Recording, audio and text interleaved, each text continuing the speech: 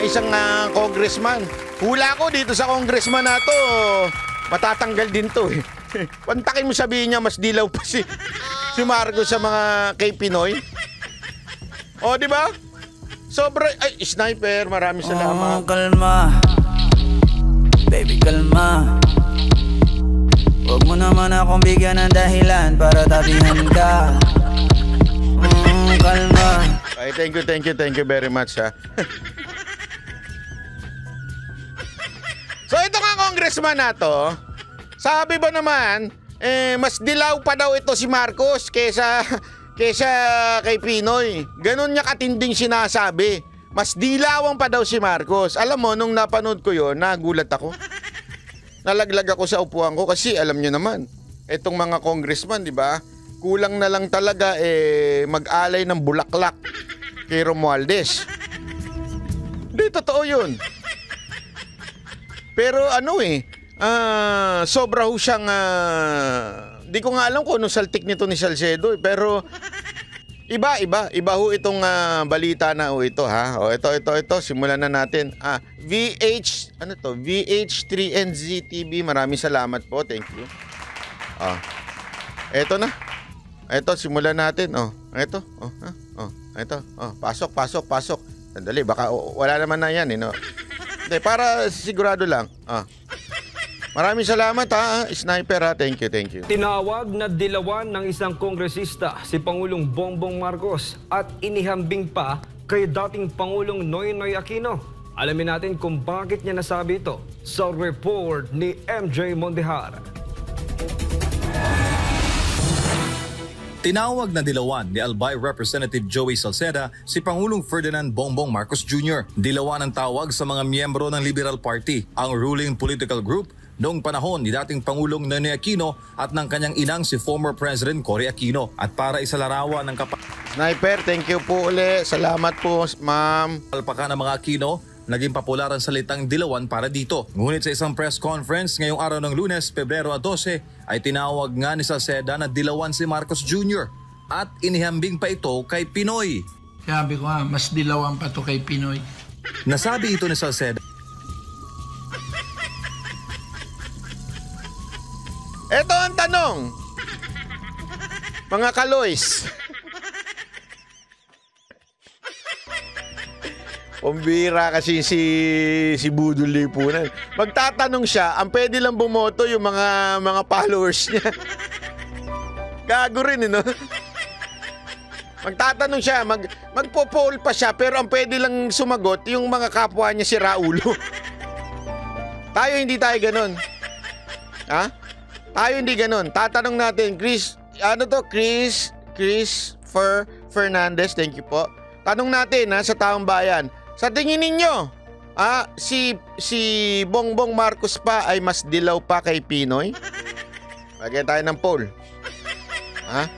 Malay mo may sumagot na sumali pati yung subscriber ng Bagong Lipunan.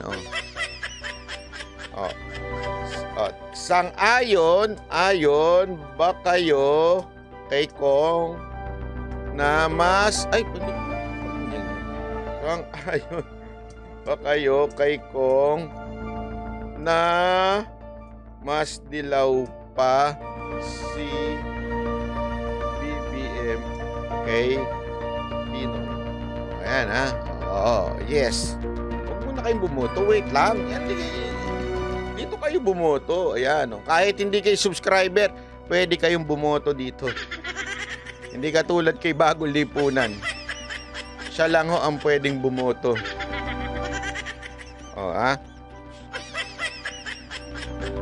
Pero ako, meron akong tanong mamaya, mas matindi. Sa tingin nyo ba matatanggal to sa Congress?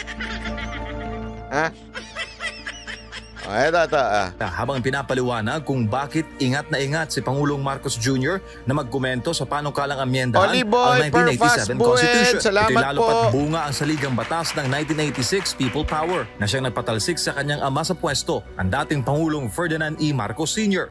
The President's main governing theme is unity. So he's very careful about public perception and anything that has to do with the EDSA 86, especially its articulation, the Constitution.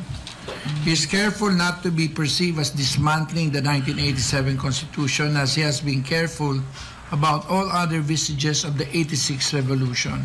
Divisive ang issue.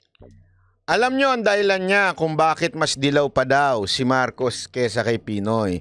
Dahil daw, ayaw ni BBM baguhin ang Constitution, which is the 1986, which is, ito daw po ay ginawa ng mga dilaw. Okay? Sira ulo rin tong congressman na to, no? Hindi, ito lang sasabi ko, ha. I agree that in some other issues, mas dilaw pa si BBM kesa kay Pinoy. Maybe in appointing some of the people around inside the government, mas dilaw pa si BBM kesa kay Pinoy. Pero eto yung perong malupit na malupit. Para i-pressure mo lang si BBM na pumayag sa lintik na pagbabago ng konstitusyon na Tambaloslos Initiative, sasabihin mo ng masyado siyang mas dilaw pa siya. Yun ang punto niya dito eh. Sabit siya dito. I may agree na tama, mas dilaw pa nga si Bongbong Marcos. Pero not because ayaw lang yung konstitusyon baguhin. Sa madaling salita ho, ganito lang kasimple. Pinipressure niya si Marcos na sumang-ayon sa kanila. Kung hindi, dilaw ka. Blackmailer siya. Etong congressman na to, blackmailer din ng no? Di ba? Napakawalang niya din no? Oh, dilaw ka kung hindi ka papayag sa gusto namin mangyari. Dilaw ka. Ay, mas malupit pa to sa red tagging eh. Yellow tagging nga lang. Di ba ho? Yun ang totoo dito eh. So, this is not right. Okay? Ako agree ako dun sa mas dilaw because of appointing the dilawans in the government. Pero hindi naman yung ganyan na parang ang dating makaano kayo eh. That's manipulation. Yun lang ang totoo ha. Sa akin medyo sabit ako dun eh. Parang ang siga nyo naman, ang bully nyo. Para lang sumunod sa inyong presidente, sasabihin mo mas dilaw. Apakawalang niya, di ba? Hindi, tama naman po. Tama naman yung mas dilaw siya sa sabi kasi dito ay mali yung answer ko, no pala. Hindi, tama. Sa tingin ko, tama naman na mas dilaw talaga si BBM. But not because ayaw lang galawin yung constitution. Kung ayaw man niya, pero that's not what we are seeing, di ba?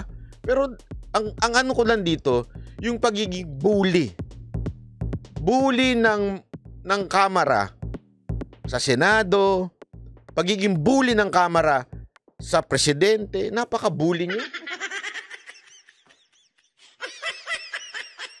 Para lang sundin ninyo ang kautusan ni Tambo, bubulihin nyo na lang lahat. Grabe, no? Ng martial law sa mga Pilipino, lalo na noong 2022 presidential elections. Kaya ayon kay Salceda, na chairman ngayon ng House Committee on Ways and Means, maingat rin ang Pangulo sa public perception sa mga issue na may kinalaman sa 86 Revolution. Ito rin ang paliwanag ni Salceda kung bakit may punto naman yung iba dito. Baka naman kasi utu-utu si Marcos. O baka naman kasi weak si Marcos. Kaya minamanipulate nila. Hindi, yung mga nagsasabi, binabasa ko lang dito binabasa ko lang. Iba ang pananaw ni Mr. Marcos sa charter change. Noong una, ayaw niya sa tsa-tsa at hindi raw ito prioridad. Pero sa isang talumpati kamakailan ay full support na ang Pangulo sa pag-amyenda sa saligang batas. So for the President to come out in support of charter change despite his usual reservations on such matters clearly show that he sees this as urgent and of the highest notch. This is the first time he has deviated from that position. If you look back since he has... Pero kasi kung ito, bigyan ko lang kayo ng konting info ha. Ito po kasing ito, yan. Yan po kasi, dancer ho yan.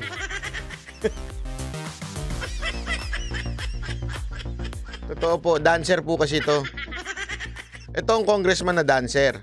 Alam niyo kung bakit? Ang galing sumayaw nito eh. Kung sino nakaupong speaker, sinisip-sipan ito. Kung sino yung nasa power, sinisip-sipan ito. Hindi ko alam kung bakit. Baka malamang, gusto mabasbasan ng MOOE. Ganyan yan eh. Kilala yan sa kamarang ganun eh. Actually, matalino ito. Ekonomista ito. Okay, kaya nga laging ini-interview sa TV. Pero ang galing mambaluktot ng katotohanan nito. Itong congressman na to, ang galing niya magbaluktot. Kaya niyang baluktutin ang mga bagay-bagay just to favor yung gusto niya. At yung gusto niya palagi yung speaker. Dati, sip-sip yan kay Cayetano. Sumipsip yung nawala si Cayetano, biglang sumipsip yan kay Velasco. Nung nawala si Velasco, sumipsip yan kay Remulla. Yan lagi sip-sip. Dati nga, sumipsip din yan kay Duterte. Kaya nga dancer magaling sumayaw. Diba? Magaling pasayaw-sayaw yan sa prinsipyo sa buhay. Pag ganun-ganon yan dancer yan. Presented or during the campaign, hindi ito naging issue nung 2022 election. Nauna nang itinanggi ng Kamara na sila at si Speaker Martin Romualdez ang mga nasa likod ng pangangalap ng pirma para sa People's Initiative o ang kontrobersyal na PI. Ang PI issue pinaimbestigahan sa Senado dahil sa mga report ng panunuhol kapalit ng pirma. May mga party list organizations pa ngang itinuro na nagsusulo ng PI, lalo na sa ilang bahagi ng Mindanao. Pero ngayong full support na si Pangulong Marcos Jr. sa Chacha. Ano naman kaya ang gagawin ni Salceda at ng mga tropa niyang kongresista? So, klarong-klaro na siguro kailangan pag-usapan at klarong-klaro na rin kung anong gagawin po ng House. Ibig sabihin yan, tigil na muna ang PI dahil... Eto. Isa yan sa mga nakakairita ho pagdating mo sa sinabi niyang mas dilaw pa si Bongbong Marcos. Yes, again, maybe in some ways, maaring mas dilaw pa si Presidenteng Marcos kaysa kay Pinoy. Why? Because yung mga nilalagay niya sa posisyon, yung mga impluensya ng mga Romualdez, talagang mas dilaw pa. Kaya lang, pagdating naman po sa pagpe-pressure at pambubuli ng Kamara dito ho kay Pangulong Marcos, hindi ho ako dumidisagree po ako dyan. Huwag kayong bully. Masyado kayong bully. Hindi naman tama yan. Always remember, di ba? Lagi nga nilang lalo na yung mga sip-sip na mga congressman dyan, kesyo minamadali ang Senado. Binabalangkas pa sa Senado yung yung pagbabagong gusto ninyong baguhin